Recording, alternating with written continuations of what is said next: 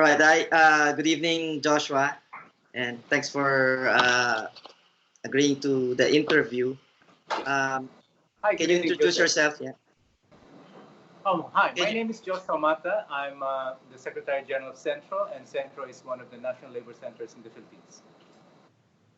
can you tell us, Joshua, the particular challenges that Centro and the labor movement in the Philippines are facing right now in this particular context? Well, apart from the fact that we are still uh, trying to battle the problems of contractualization, which has decimated huge sections of the working class membership of many unions, we are also facing the threat of the absolute collapse of democracy in this country as the Duterte administration is continuing its march towards a more authoritarian regime. Um, we thought that 30 years ago we were able to kick out the Marcos dictatorship, but now we're faced again with another dictator um, who may be much more vicious than Marcos because at this point he has killed much more people than Marcos ever did. Yeah, thank you. You mentioned the 30 years of post-Marcos experience in the Philippines. And but it's an experience also of in a way the Philippine economy opening up and to globalization and the impacts of globalization. What changes have you observed for those 30 years that you mentioned as far as the labor movement is concerned, and what particular challenges you face in relation to globalization? Well, first of all, I think the expected dividends from democracy when we kick out Marcos uh, did not materialize. For many people in my generation, and I came into the movement right about the time when the Marcos dictatorship was at its decline. For many people in my generation, we were expecting that with democracy comes a much more inclusive growth, where wealth generated by the economy can be shared more equitably with the people. But unfortunately, that's not exactly what happened. In fact, the reverse, according to statistics, it was the reverse.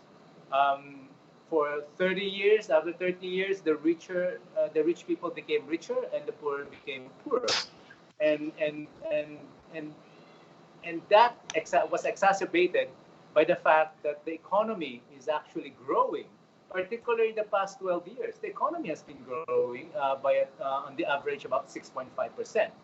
Unfortunately, uh, a huge chunk of that, a study actually said that about 85% of that growth, the equivalent of 85% of that growth, was really cornered by just like 200 families. So this inequitable distribution of wealth, or the worsening of the inequitable distribution of wealth, I think is the major reason why many people became so frustrated, they became so anxious, and they became so angry that they are willing to listen to anyone who can promise them a shortcut to change. And that is what led to having a Duterte in our midst today. Yeah, if we zero in on the plight of the workers for those last 30 years and the impact of globalization and all the way to the situation that workers are facing now with under Duterte, how would you describe those changes as far as the uh, the conditions of work and the welfare of the working class in the Philippines? Um, Let me describe it this way. In the first place, when we kicked out the Marcos dictatorship, um, martial law remains alive and well in the labor front because we are still governed by the labor code that was designed by Marcos way back in the 1970s. Not so much to provide rights to workers, but to actually circumscribe it.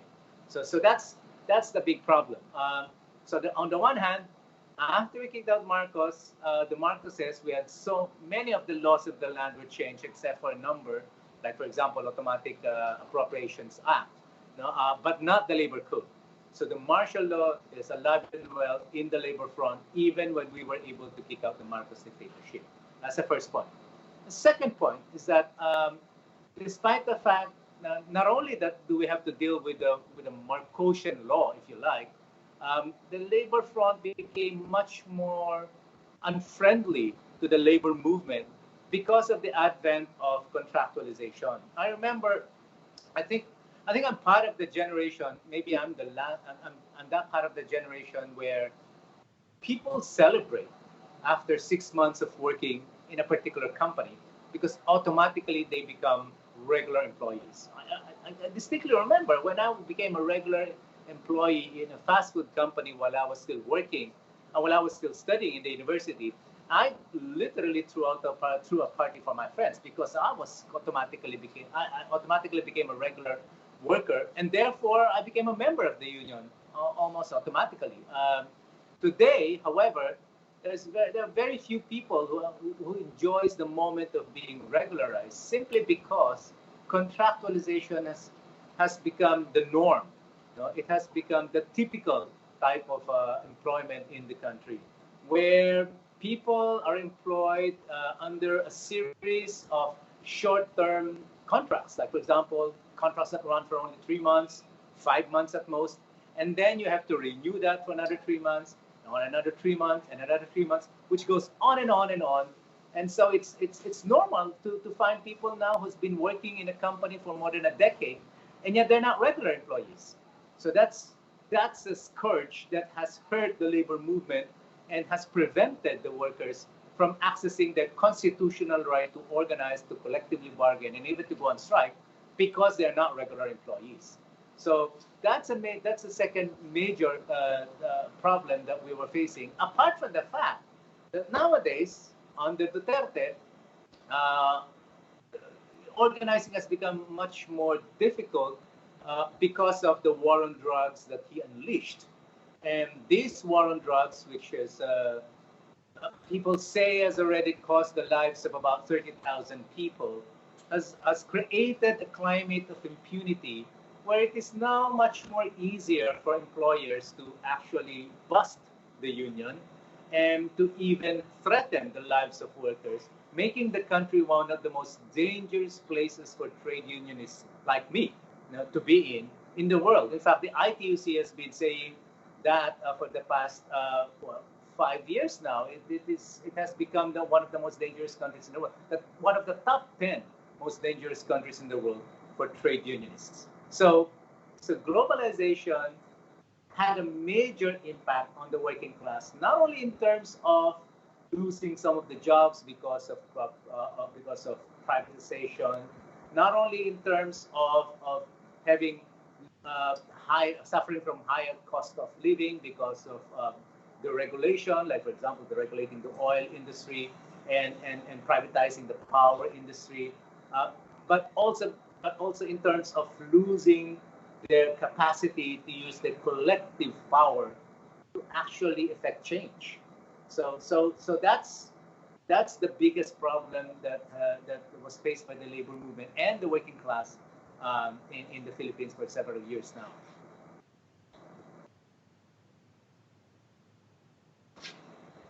Sorry, Joseph, I think you're on mute, so you have to. Yeah, sorry. It's interesting. You pointed out after Marcos, the dictator, was deposed, there was a return to democracy in the Philippines. Yet the policies of post-Marcos governments continued to be along the neoliberal economic development path. That's right. That's right. And but those two, I mean, the question of democracy and economic development, what you're saying is that the workers, while there seems to be an improvement in as far as the workers' rights are concerned, but the impact of the economic policies have also weighed down heavily on particularly workers and in particular unionized workers. Can you expound a bit on that sort of relationship between, on the one hand, you have a return to democracy, but on the other hand, a kind of democracy that serves the interest more of political and economic elites rather than the Yeah. working class? Well, I'm glad that you brought it out because in the first place, I think we need to clarify things here. In the first place, what we have had in the country was never a real democracy in the way people like us would view it. No, a real democracy where power resides in the people. We've never had that.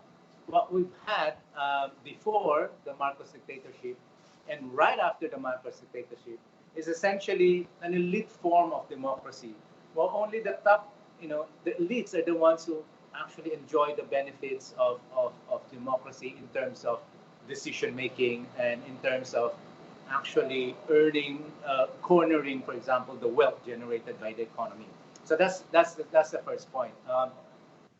The other point is, um, unfortunately, while the economy has, as I mentioned, while the economy has been growing, the capacity of workers to assert their rights continued to be denied to them because of the labor regime that was imposed on us, um, which was essentially designed to allow employers to escape their employee, to escape a particular relationship called employee-employee relationship, which binds them to be responsible to everything that they do to the workers that they hire. Um, this contractualization, I would say, is part and parcel of the globalization project. It was designed specifically to weaken one of the most potent weapons that can resist globalization, particularly neoliberal globalization, and that's the labor movement. It's still one of the biggest and supposedly the most democratic movement that could have posed a very powerful resistance to neoliberalism, and yet, workers were prevented from using that precisely because of the labor regime that was imposed on us. So, so while there is democratic space compared to the time when there was a Marcos dictatorship before, the whole economic paradigm that was imposed on the people is the same neoliberal free market paradigm that Marcos actually started, you know, which ironically helped unravel his own power, to a certain extent. But all the other administrations that followed suit after Marcos just continued that policy, extended it, enhanced it even, and deepened it. And, and and today, even under the Duterte administration, he was very, very frank, in the beginning that of his term, that he had no problems with whatever economic policies there are. That's not his concern. His concern essentially is to try to impose a new power relationship with the people, being afraid of its government, while letting our technocrats run the same kind of policies that we've been having since the Marcos dictatorship. So this whole argument about the connection between democracy and capitalism is a farce. It is not true that liberal democracy actually leads to capitalism could actually lead to some form of liberal democracy, because by our own experience, the capitalist setup that we had since the Marcos dictatorship actually led to less and less rights for people like the working people. Mm. So I think that has to be now seriously interrogated. That whole assertion of the connection between capitalism and democracy is a farce. Yeah, you mentioned the contractualization as a key challenge for workers That's now in right. the Philippines. And I know for a fact that Acentro has led the efforts to push the government. I remember this is a That's campaign right. promise of Duterte, right? It was. When It he was was definitely. when he was running for president, he said that he will solve this problem of contractualization. He will end it in 3 to 6 months. That's What right. has been your experience in trying to push this government to fulfill that promise? Well, it was very, very frustrating, but at the same time it was exhilarating. Frustrating because we have been fighting for security of tenure bill for more than 20 years now. I started in the labor movement with security of tenure as one of our main concerns, legislative concerns, about 3 decades ago. All right, but we've started fighting for it about 20 years ago, and I have to admit that the coming to power of Duterte with his promise of ending contractualization is what actually gave us the opportunity to make security of tenure bill the number one agenda, a centerpiece of policymaking in the country. We've never had that opportunity for the past 20 years. It was only under the Duterte administration that we were able to keep it at the at the center of all policy making for many years, no? For the past 3 years at least, no? Unfortunately, it was also very frustrating because from the get-go, we knew for a fact that things would be very difficult. We knew for a fact that we suspect largely that Duterte was making a promise only to get votes.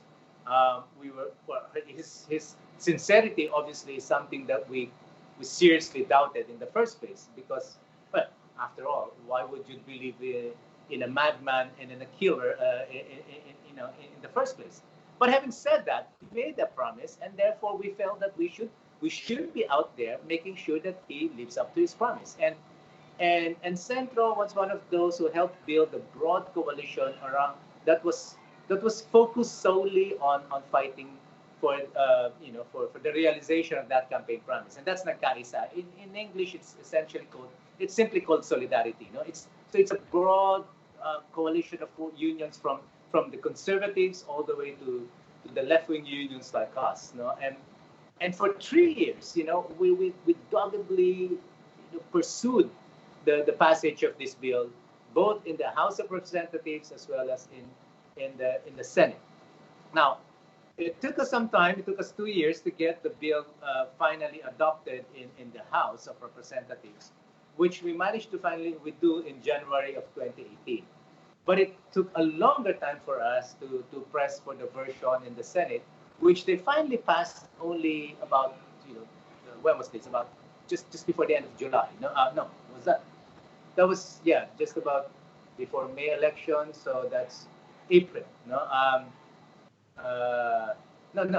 May elections in June. We were able to get the bill in the Senate to be passed June or July, if I'm not mistaken. But the problem is it was watered down.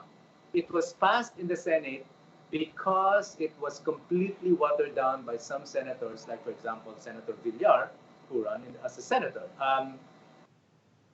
Still, we celebrated that passage because we thought it will pave the way for its harmonization with the version of the House of Representatives, which may not have solved 100% of the problem, but because it specifically said it will prevent fixed-term employment, we thought that could cure this whole phenomenon of endo, or being forced to go through your working life through a series of 3-month, 5-month contracts. So that could have been prevented with the House version, and we thought that we can harmonize it with the Senate version. But lo and behold, our legislators who knew exactly the terrain that they're moving on knew how to fend us off. We were completely focused and fully prepared to go through the bicameral conference committee. We have our conferees from both the House of Representatives and the Senate all lined up in our favor, only to find out that the day before the conference happens, the House of Representatives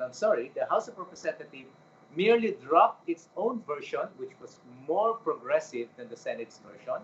They dropped it, and then they adopted the Senate version, therefore truncating the whole legislative process, preventing us from getting into a bicameral conference committee that could have harmonized it. And we ended up with a bill that was so watered down that we in Centro in particular, just have to reject, because it is not the kind of law that we think we promised to the working class would solve this whole problem of endo. Mm. But here's the funny thing: even if even if it was so watered down, even if unions like Centro already rejected it, Duterte still vetoed the Veto. bill, no?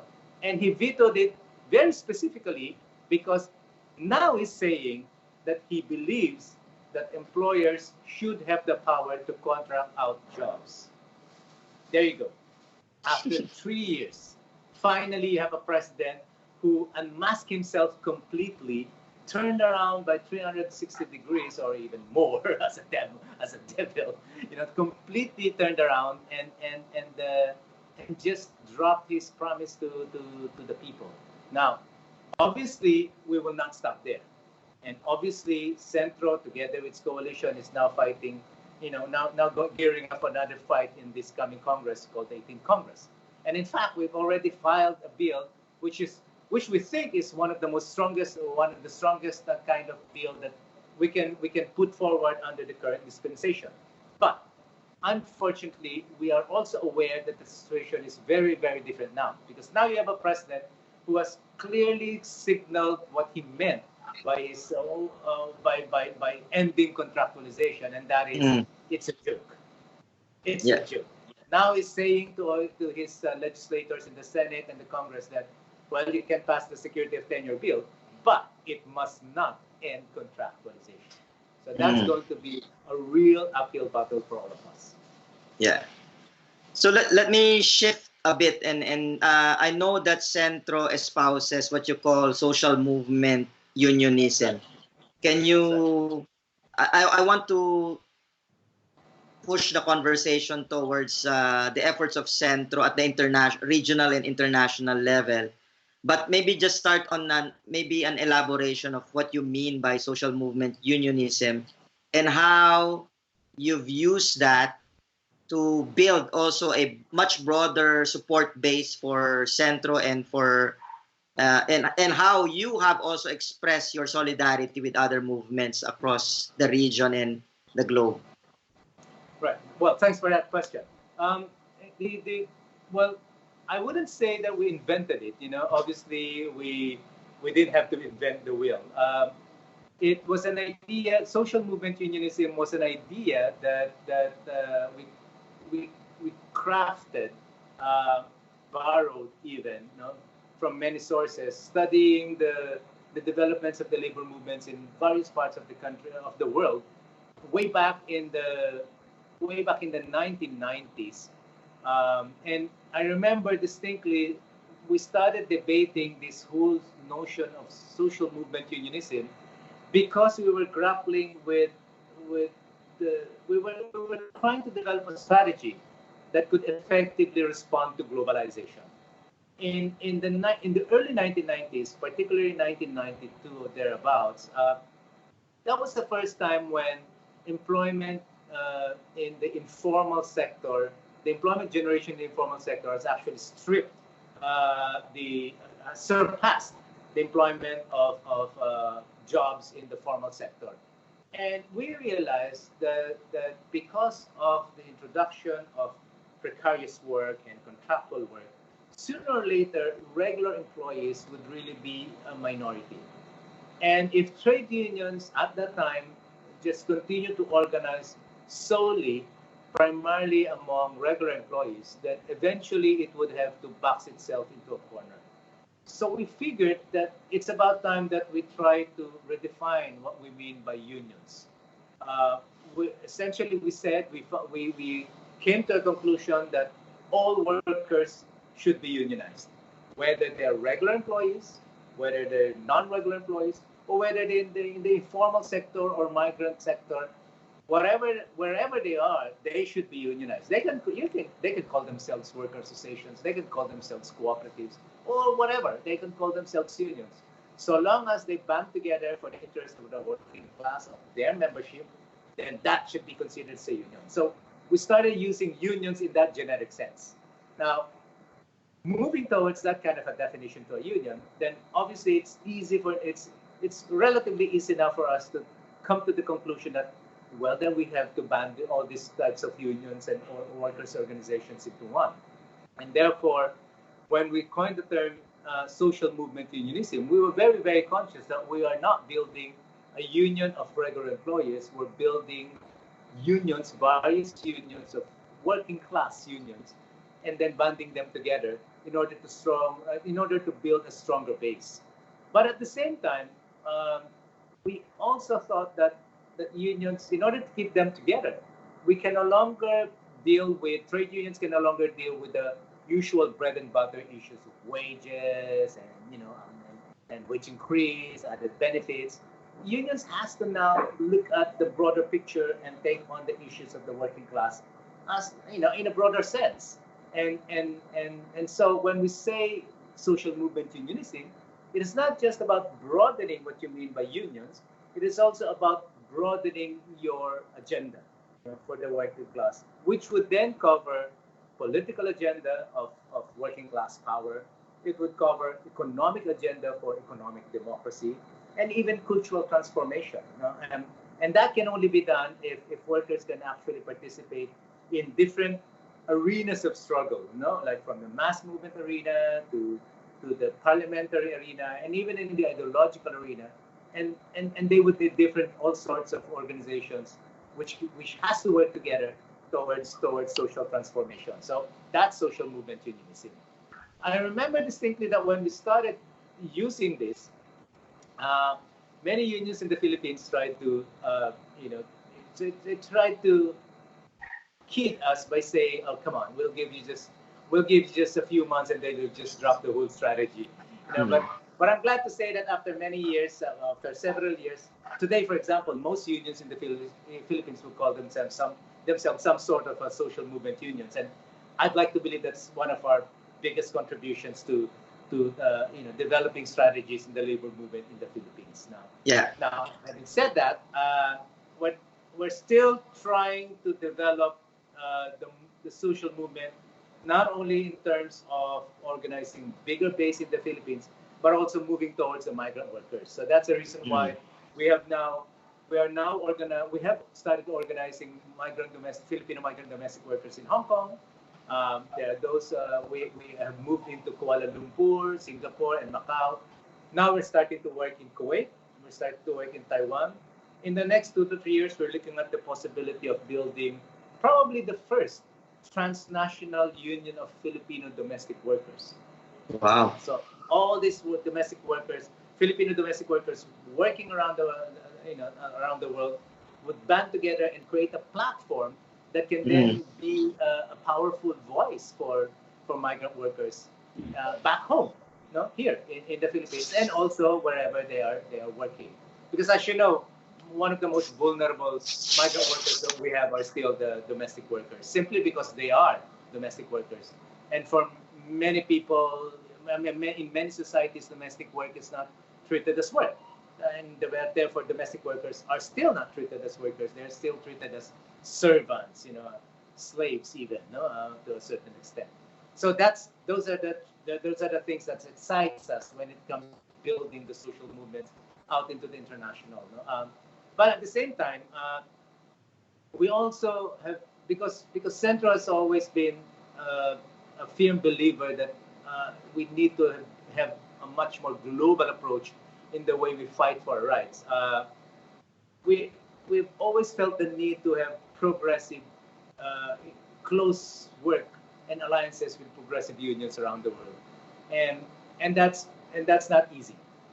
Not only because of distance, even if you have technological development, the fact that everyone is so embroiled in their own domestic and national concerns is so difficult to try to develop on a more international um, uh, group of progressive unions, and we're still trying to struggle for that.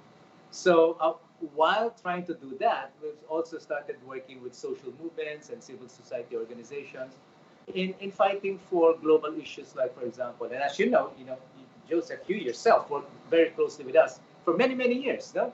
In terms of involving the trade union movement in the Philippines and in the regional level, global level on trade issues, on trade justice, on climate justice, also on matters that's related, for example, very recently, but quite recently on our campaign on binding rules for transnational corporations. So the idea for us is that while grappling to form a real global and progressive labor movement, we find it necessary to build close relationship with social movements and other social movements abroad, working on the same global issues that we are concerned with.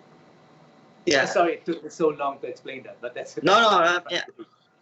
I've known about social movement unionism. I've seen your T-shirts, but this is the first time that I'm really appreciating the explanation, and it describes really what I know of Centro and your work for many years. But it's interesting. Another interesting aspect of what you said is that it was a response to the changing situation, and I just want to maybe if you can maybe now think about. I'm sure you've heard of industrialization 4.0 and the digital economy, advances in artificial intelligence, etc. That can be a game changer as well, right? How is Centro responding to that in terms of, using it? Could social movement unionism still be enough or appropriate framework for organizing to tackle that particular challenge now? Well, probably it's easier to answer the last question. I dare say that right now I think it's much more relevant to have a social movement type of union with the kind of situation that we're dealing with. Even in the advent of what the so-called Industry 4.0. But at the same time, when you talk about Industry 4.0, I think we should take a pause and try to make sure that we're not being driven into a panic mode, which seems to be the case for some people. There are two extremes in how to that I can think of, that I see in terms of reaction to Industry 4.0. On the one hand, is to deny it. Oh, nothing is happening. It will take time. The years would have to wait for years before that actually impacts on us. So that's one way to deal with it. Just deny that it is a problem. On the other hand, there's end of another extreme. The other end, however, is that, oh my goodness, the whole thing will collapse. There's no more work for the working people, etc., etc. And I think a more prudent approach would be somewhere in between. That on the one hand, it is true that Industry 4.0 or the introduction of automation, for example, specifically, and technology is already starting to affect membership of unions. For example, my base organization is the hotel unions, and reflecting on the experiences of hotel unions, I realized that the introduction of technology has been there for quite some time now, and it's only being introduced very, very slowly. I remember before, when you eat in a restaurant, for example, in a hotel, there's someone who will take your order, there's someone else who will bring you your food, and someone else who would, calculate the cost of what you ate. Today, the waiter is essentially the cashier and the busboy and the food the order taker, and essentially that's all done by one person now, all because of technology. Before, I remember when hotel workers tried to recover to get their uniform from the hotel laundry. There's someone out there in the desk, behind the desk, who will look for your uniform and hand it to you. Today, you have your card, you have your employee card, you just press it on one thingy, and then there's a machine that automatically recovers your uniform and gives it to you.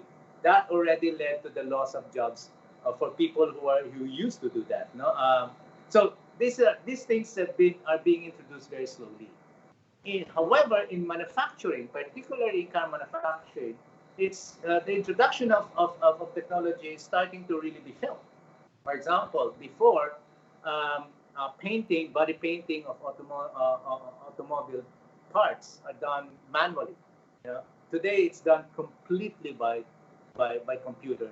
Um, Even, for example, quality control for some products, like quality control for bottlers, for like soft drinks companies, or even the creation of the production of mags. That used to be done by people actually looking at these products as they pass along a conveyor belt. Today, these are done by computers. So there is that threat today, and it will only escalate as we move forward. No? But I still say that the biggest threat still is how capital, particularly employers, are devaluing jobs today. That's the bigger threat. That's now a bigger threat than 4.0. Every job in the world is now being devalued to the point that they can easily argue that it is now not necessary for employers to consider them as core. So this whole notion of core work and peripheral work is so arbitrary that when you try to argue with employers, what makes a core, essentially you get a response that is similar to, well, because I say it is the core. So it is very, very arbitrary. I once had a debate with a bottling company, and in one particular line, there are certain sections that are regular workers, which are very small, that while the bigger part of the conveyor line is actually handled by the non-regular workers. So my question was very simple. So why is it that the division between the regular and non-regular is here and not here or there? And he keeps explaining things that doesn't really make sense. Well, because uh, these workers handle the product itself, while these workers handles the product that are already packaged.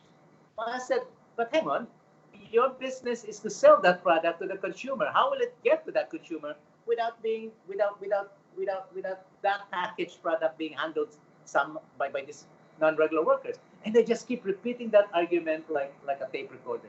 So I said, hang on, what you're trying to tell me is that the line is here, the division is here because you said so.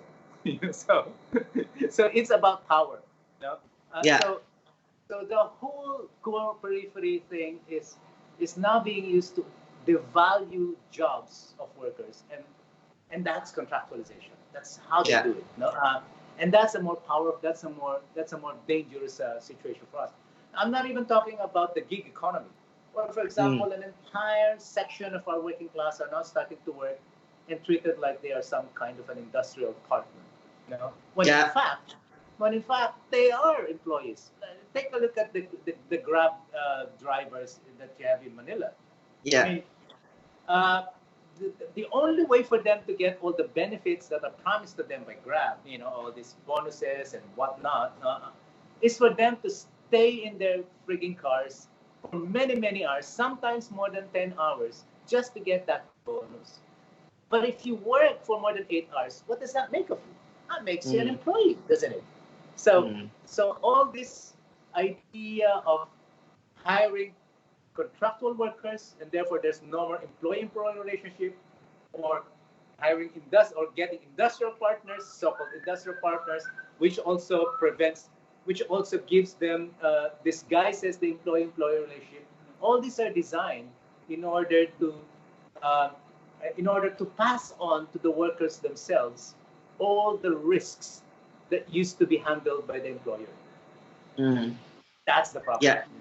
So that's the bigger problem. But having said that, we must still look at the dangers and the threats of technology, which I have to tell you is can be really frightening if you look, if you try to look at the logic. Like, for example, uh, uh, for example, there are now algorithms that can determine for the employers which workers are more inclined to be an absentee, or to be sickly, or for example, to retire or to resign or to be pregnant. These algorithms have their own biases. Unfortunately, the Department of Labor in our country and even the trade unions themselves would have no capacity to investigate what goes into that algorithm. Yeah. Yes, we have no capacity to do that. But if that's going to be used extensively by employers, then that would present a huge challenge for trade unions and for workers themselves. So what we're trying to do now is to develop, to use our bargaining power to develop the argument that workers should be part of the decision making in efforts to introduce technology. Yeah. And we're trying to now distinguish the idea that we're not trying to put forward the idea that there should be good technology and bad technology. And workers through their trade unions must be able to participate in designing the introduction of in determining the introduction of this technology, whether this is good or bad for the working class. If it is good, then fine. If it is bad, then fine. Now, can technology be good? Yes. In fact, in a joke, by way of joke, when I was asked by the ILO in one of these roundtable discussions about the future of work, and they asked me about my reaction to robots taking over. Well, then I said, hey, if robots will take over if robots will take over all the dirty, dangerous, and demeaning jobs that we workers have to do, I wouldn't complain. I wouldn't complain. It's not going to be the long run. It's not going to be the problem for the worker. It's going to be the problem for the capitalist. Because then, who's going to buy your products and your services, right? And so I was arguing for the case of having a universal income for everyone, which would then allow us now to live a life that does not have to. A life where we can live a life that does not have to depend on crappy jobs like flipping burgers for 8 hours, for example, when you are a college graduate. I was trying to, of course, I was joking in a way, but I was also trying to put an idea that at the end of the day, technology can actually liberate workers from the kind of jobs that have always been dangerous for all of us. But at the same time, it has to be done in such a way that people will not end up being much more miserable than they are right now. And the only way to do that is to really start thinking big on how do we reorganize society. And obviously, we have a chance to use technology to liberate us as workers. Yeah. But we need to make sure but it won't be done in the kind of society that we have today. And that brings us now to the challenge. And that challenge is, how do we now amass enough political power in order to redesign the world and make it better for everyone? Yeah. Yeah, I think that's a very, very important point. And we need to wind up now the interview. But I wanted to, we've discussed a lot of issues and challenges, right? That's facing the workers and the Philippines in general. I want to end the interview by getting your, so where do you see the opportunities to, as you said, to begin this process of overcoming the challenges and creating a better society or better world, no? Where do you see where are the optimistic signs that you see? What keeps you going as a labor or organizer, as a going in persevere? There must be some light at the end of this dark tunnel that you see. So maybe we can end with those positive thoughts. Well, I'm an organizer, and I'm actually here right now in General Santos City. And we just had the Fish Workers Congress yesterday, where about 500 workers from canning factories and commercial fishers, who are out there, and who catch the fish that we eat every day, who actually work in slave-like conditions when they're out there in the sea, and I have to say that comparing the Congress that I saw yesterday to the Congress that they first had 3 years ago, we now deal with a very, very different kind of an organization.